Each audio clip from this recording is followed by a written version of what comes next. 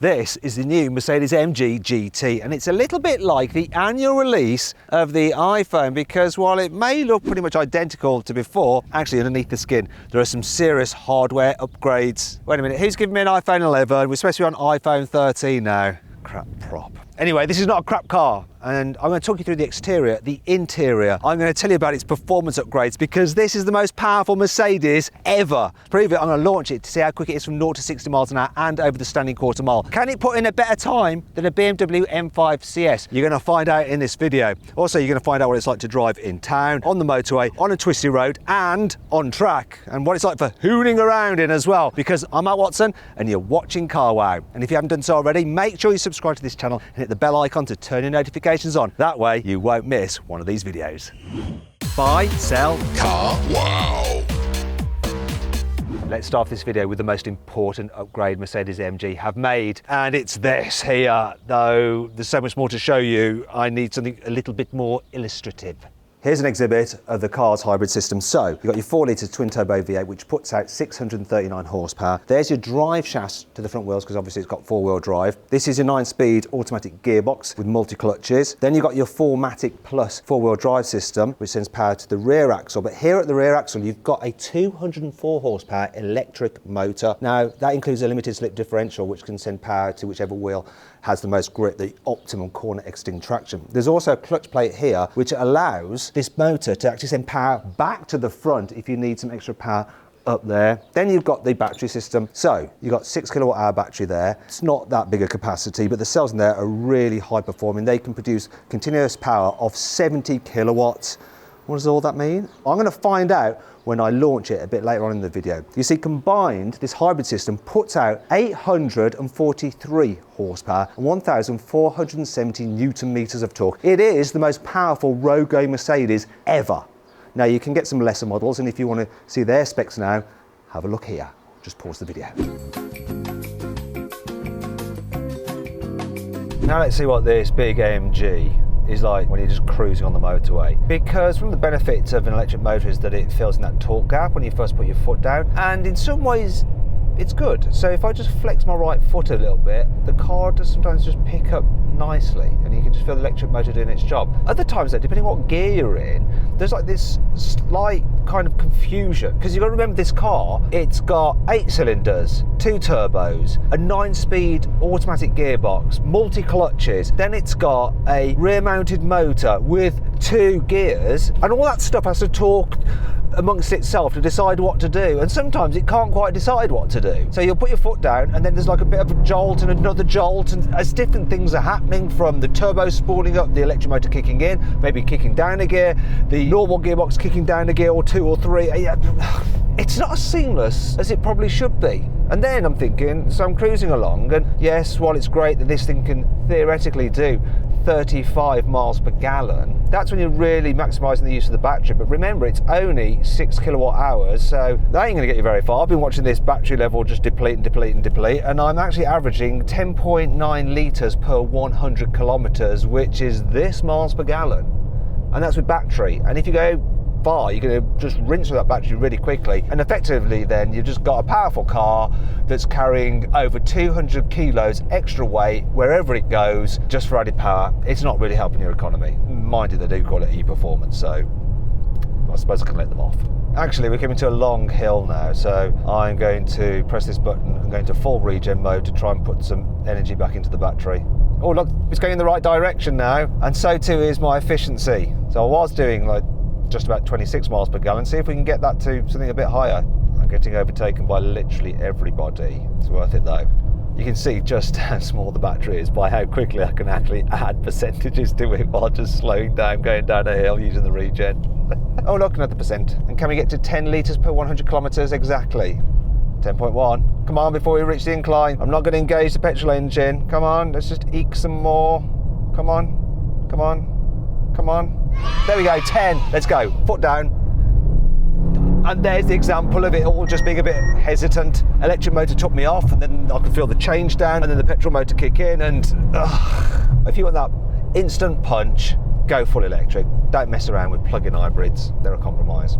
Now let's talk about the design of the car. So really there's very little change compared to the pre-facelift model. However, obviously you've now got the e-Performance added to the range, and that one has red badging for the GT63S. There's also this rather conspicuous charge port here, the rear bumper, which quite frankly looks a bit crap.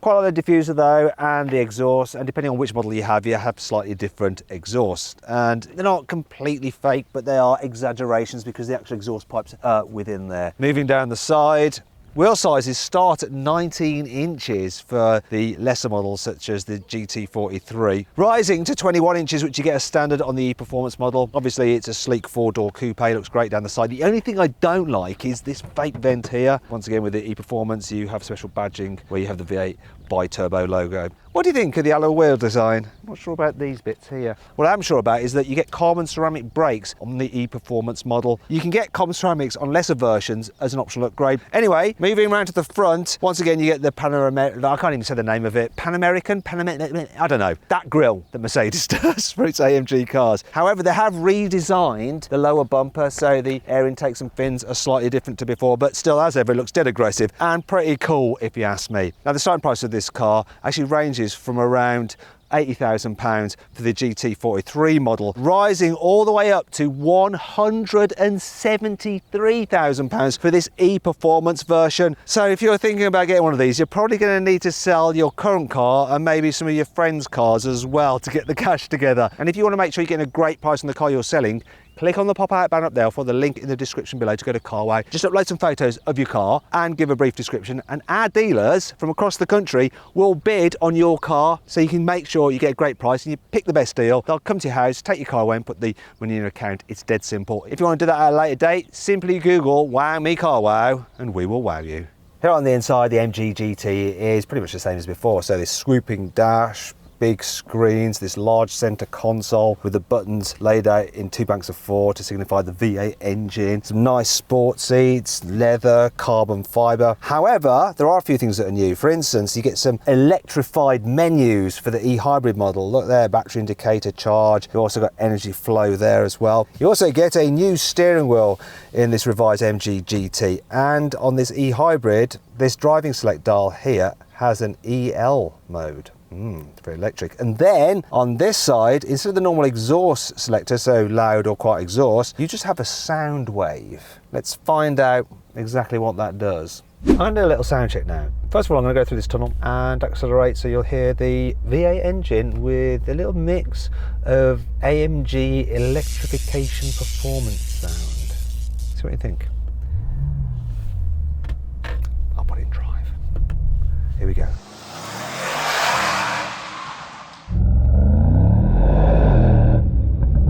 Now I'm going to go into electric mode and see what noise it makes now. Because not only does it make electric sporty sound on the inside of the cabin, it also emits it on the outside at speeds below 80 kilometers an hour, so 50 miles an hour. You ready? Have a listen to this. See if you can hear it when I accelerate.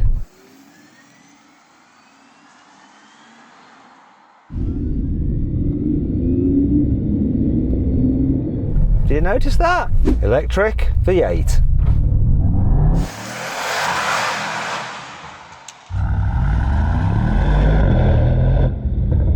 Which did you prefer the sound of?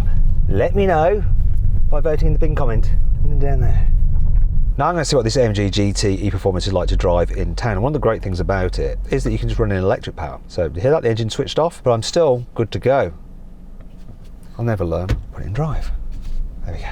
So the good thing about this is, from a sports car fan point of view, is I don't like getting in a high performance car to do a short journey because you heat cycle the engine and that's not good. So if you just nip into the shops and stuff like that, you want to do it in electric power because then you don't have to start up the internal combustion engine and that'll just prolong its life. It makes you feel good about yourself. It means that you've got mechanical sympathy. Now you can do 8 miles on electric power alone, which isn't very far, but that's fine for just a few bits and bobs around town. And what AMG has done is actually put a little step in the throttle pedal about halfway down where it lets you know that if you go past that step, you'll actually wake up the petrol motor. So here we go, look, I can feel the step now, and and there the engine kicked in. So you can quite easily just make sure that you don't do that. So come on, let's go back into EV mode. This is definitely a benefit. So you can plug the car in at home, drive it around town, never use the internal combustion engine, keep that for when you want to have a jolly good blast down a twisty road or go a longer distance on the motorway. Even in electric only mode, the pickup is pretty good compared to some other plug-in hybrids. I mean, 200 horsepower, it's not bad, is it? Here in the back of the AMG GT, it might not be quite as salubrious as an S-Class, but I've got plenty of room considering this is a serious performance car. So lots of knee room, headroom's good despite that sloping roof line. You can get a 3-seater bench or this kind of more sporty 2-seater setup. And I must say, these seats are quite body hugging, which is a good thing if someone's driving quickly. Speaking of which, let's really get and try out this car's performance to see what it's like to drive on the limit. Okay, here we go. I'm about to take a plug-in hybrid that weighs 2.4 tons out on track, which may seem stupid, but you know, it's got performance in its name. This hybrid isn't about economy, it's about power, and Mercedes-AMG knows a thing or two about hybrids on track, don't they? I knew I shouldn't have said that M word. Cancel! She's going to try and talk to me. I'm sorry. Can you say that again, please? I'm trying to drive on track. Will you shut up, please? I'm sorry, but I can't help you with it right now. Ditto. Anyhow, first thing you notice, the weight. Feels like a heavy car, but it sort of still has a fun element. So when you turn it into a corner, you can feel it rotate around. And boy, once you apex, there is so much power. You've got to be careful how you deploy it, because if you're suddenly going through a chicane, you can be ending up going quicker than you really wanted to into the next part of the turn. But my God, at the end of a long straight like this, you do feel very sorry for the brakes. Thankfully, the carbon ceramics have plenty of stopping power and don't really fade, but the tyres are pointing up with some serious stress. Do you know what? Driving this car on track was quite an eye-opener, because actually out here, the hybrid system performed faultlessly, whereas on the road, it sometimes got a bit caught out. It's a hybrid system that likes to be thrashed. Classic AMG. Now I'm going to try this car on a twisty road. First thing I'm going to do is put the suspension from Comfort into Sport Plus. That's the sportiest setting. There's 3 different settings for the suspension. And actually AMG has changed the suspension compared to the previous generation of this car to give it a wider breadth as you move through the different settings. This e-performance model has the same hardware as the standard V8 versions, but it's recalibrated to cope with the car's extra weight. Speaking of which, you don't notice the extra weight that much on a twisty road in the way that it stands out a little bit when you try to hoon this thing around a track. Only when you get to the very tightest of turns do you think, wait a minute, I'm driving a particularly heavy car. For instance, I'm about to come to a serious hairpin where the front tyres are really going to have their work cut out to hold onto the road.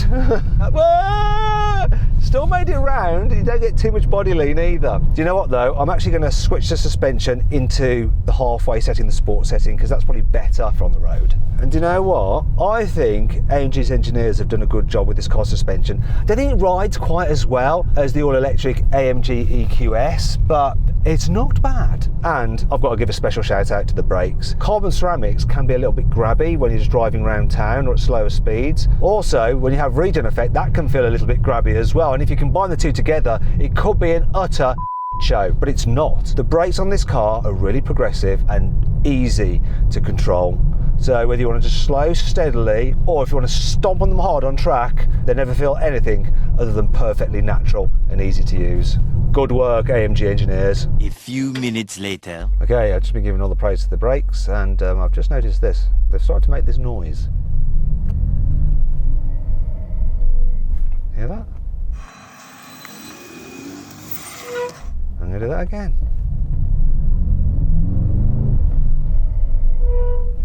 Oh my God, brakes, you've gone and let yourself down after I've been singing your praises. Cars such as this are designed to be good at crossing continents with you and your luggage when you go on a holiday. So they need to be reasonably practical. And it's good this has a hatchback tailgate because it makes loading easier. What doesn't help is a large load lip. But on this hybrid version, you've got all the electronics under here, and that reduces the capacity to 335 litres. And that brings us to 5 annoying things about the new AMG GT 4-door. While Mercedes-AMG actually makes quite a wide range of AMG GT 4-doors, from the 43 all the way to this E-Performance model, in the UK you can only get the E-Performance model. Just that, no other choices. Thanks very much. The headrest on the sports seat actually protrudes outward a little bit that way. It's fine normally, but if you're on track wearing a helmet, it pushes your head forward like that, which is a little bit uncomfy. You can't seem to separately turn off the fake electrified performance sound to allow you to listen to just the V8, so you have to put up with it just whistling away in the background. Have a listen to this, you see.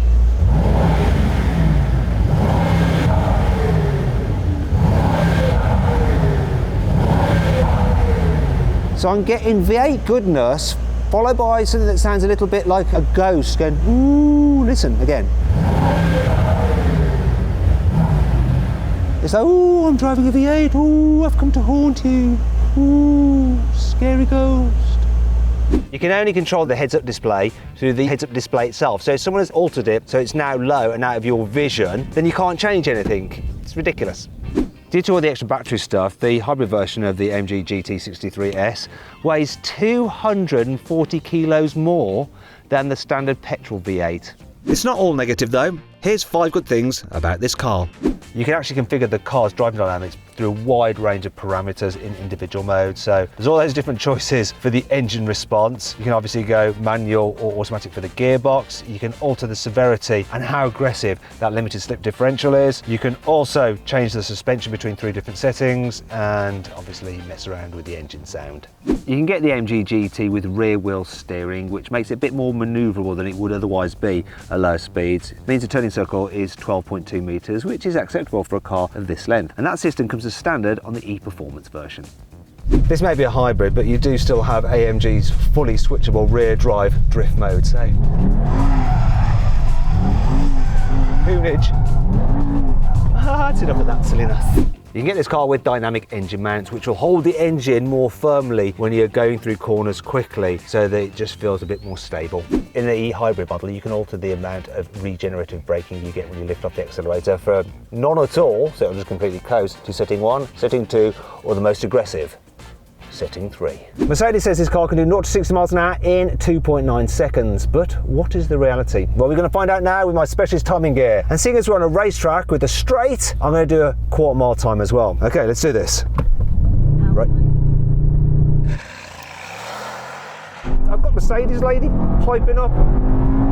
It did a 3.02 and she's still talking, and the quarter mile 11.05.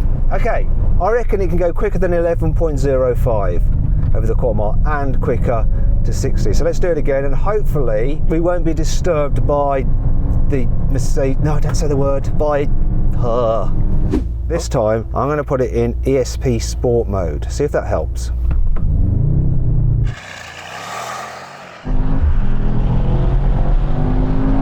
Bit of a delay there, but we did it. 2.97 to 60. What's the quarter mile? 10.98. Traction control did interfere a little bit again when you're getting the changing of the electric motor's gearbox. A little bit of confusion. Let's go fully off and see if we can get an even better time. Final attempt.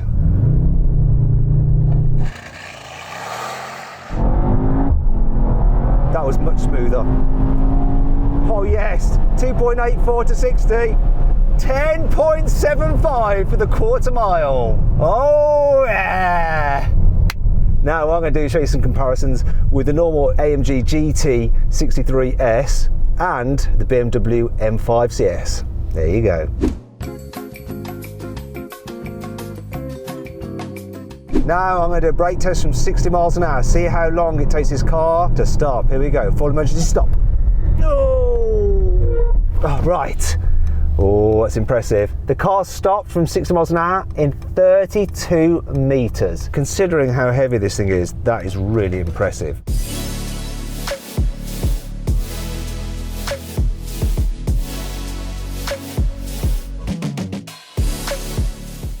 So then, what's my final verdict on the Mercedes-AMG GT 4-door? Should you avoid it? Should you consider it? Should you shortlist it? Or should you just go right ahead and buy it? Well, in the case of the 63S, the normal V8, I'd say shortlist it. It's a great car. But this e-hybrid, I'd avoid it. I just think it's too expensive, overcomplicated, and while the performance figures are impressive on paper, it isn't really that much faster than a BMW M5 CS, which is less expensive and far better to drive, especially on track. Sorry, Mercedes, is true. Anyway, I hope you all enjoyed the video. If you did, give it a like. If you haven't done so already, make sure you're subscribed. Click on those windows there for some more videos, and on that box there to go to Carwow to sell your car. Our dealers will bid on your car to make sure you get a great price for it.